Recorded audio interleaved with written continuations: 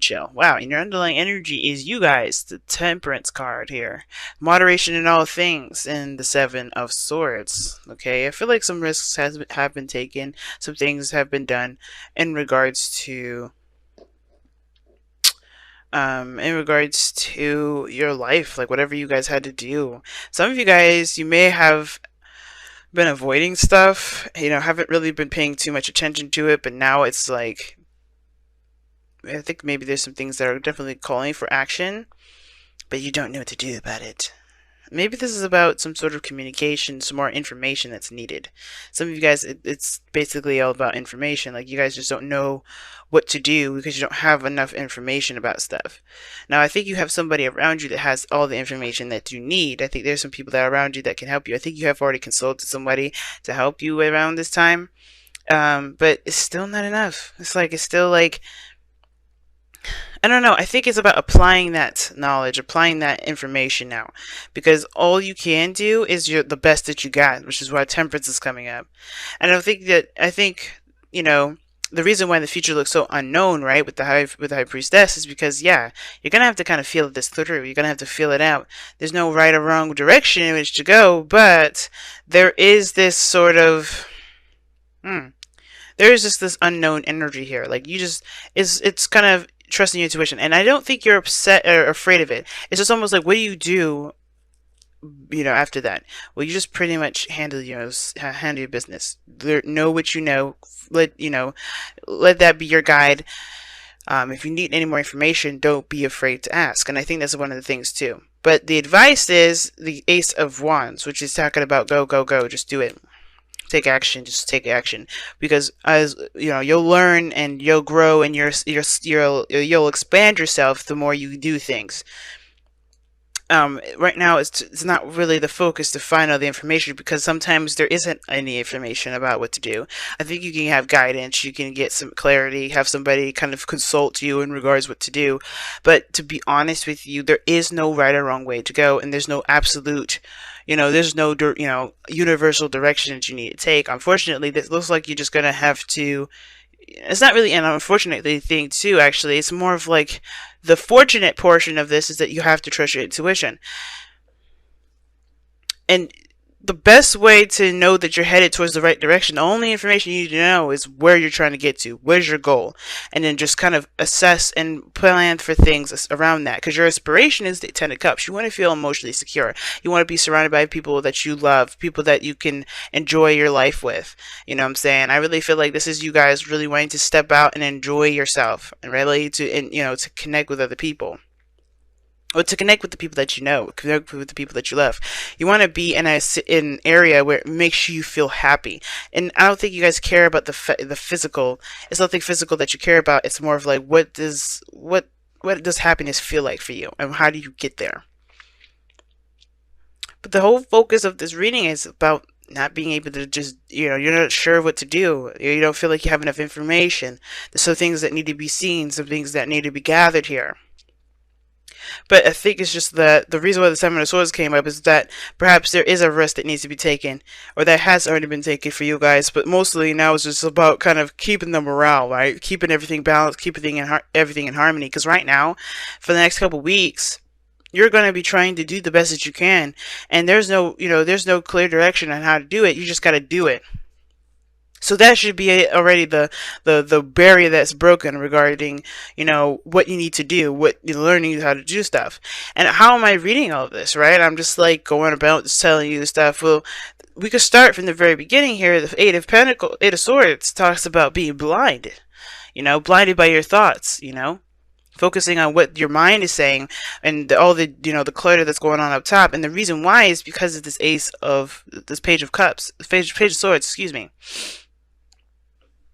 The Page of Swords.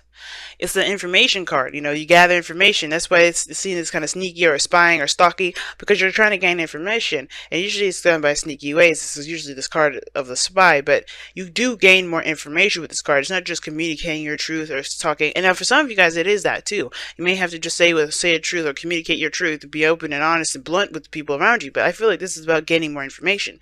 Why am I saying that? Because you were the King of Swords in the past. Or you had consulted somebody. because the King of Swords is an advisor. He's really good at helping you, and he can be a lawyer. I don't know if some of you guys are, consulting the law, but there's no law-ish kind of cards other than, there's no law-ish kind of cards anywhere, as a matter of fact. So you could have just seen an advisor or gotten some help from somebody that was highly knowledgeable, that was very, skilled at helping people with, with advice. But you also could have been very clear on your truth, very, clear on what it is that you wanted to do, knew what your moral compass was, and you had knowledge already in the bag, right? Yeah, I think you did. You have knowledge. You mastered your communication, your independence, your sense of self, your truth. You know your truth, and that is what you've mastered, the understanding of your own truth. And now it's about putting it into practice. And I feel like some things may have kind of started from scratch, because what's before the star? The tower. And the tower, to me, it looks like that there was something. Oh, excuse me. The star looks like something that went down to absolute nothing. Something changed your life drastically, but it brought this out of you. It brought this serious individual, this person that is very clear of what their truth is. The importance of communication, the importance of ideas, and this person that's just lightning storm fast with ideas. And now you're implementing them into your current situation, into your life. And well, this is about putting that now, putting in the work, putting in the effort, because now you're going towards your goal, you're going towards your wish. And your dream here is showing that is the 10 of Cups. It's about what you feel, what you want to feel, and the people that you want to feel this with. You want to be in a community with people that actually either that you can enjoy spending time with, that you can be happy with, or an environment that you could really resonate with emotionally, right? You want to feel good, and you want the outside to express that, to look that way, right? Not to look that way, but to feel like your environment is on the same vibe, right? Because it does not the 10 of Pentacles. Like you're not looking for a house, a home, or like a mansion or money. You're not doing any of that. You're looking for an environment that feels the same way that you feel, happy and joyous. And I think that's what you guys are going after, right? That aspiration, happily ever after. But this is where your information comes in. And I feel like you guys, even though you had all the information at one point, you're starting to get really, stifled up with your mind a little bit, right?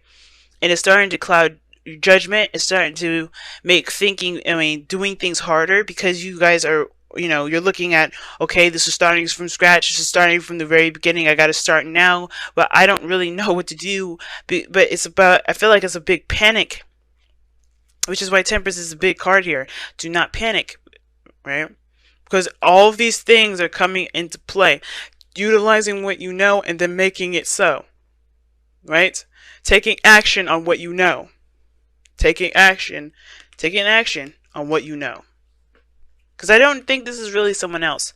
I think there's an air sign, Gemini, Libra, Aquarius around you, but I don't think that this is exactly someone else. I think this person here is pretty much reminding you of what you know, if anything. Because remember, I feel like I kind of believe that we all have the knowledge we have all the knowledge within us. We just have people, places, and things to help us remember, so we can be able to access that part of our brain, to access that sense of knowledge.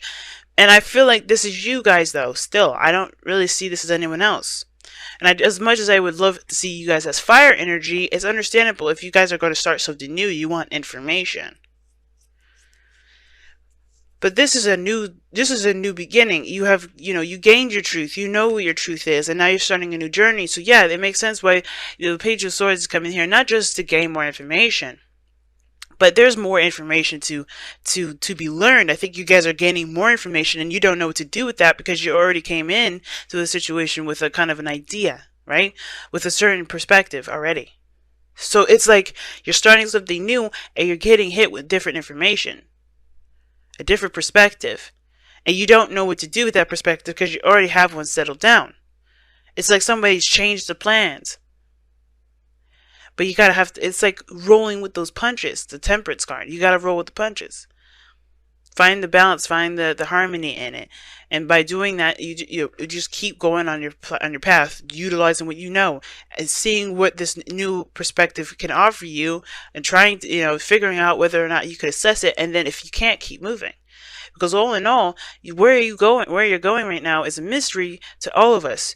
Not because it's like, well, you don't know where you're going, you don't know what it is, whatever. No, it's like the most important thing you need to be looking at towards your future is that you're following your intuition, and that's it.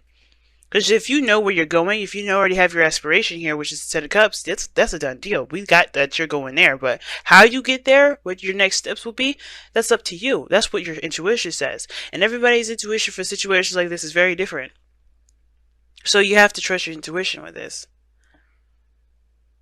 But you see, your goal and ambition is to start something new, just to start something, get something rolling, get some movement going here. For some of you guys, this is rekindling an old flame, getting that passion back.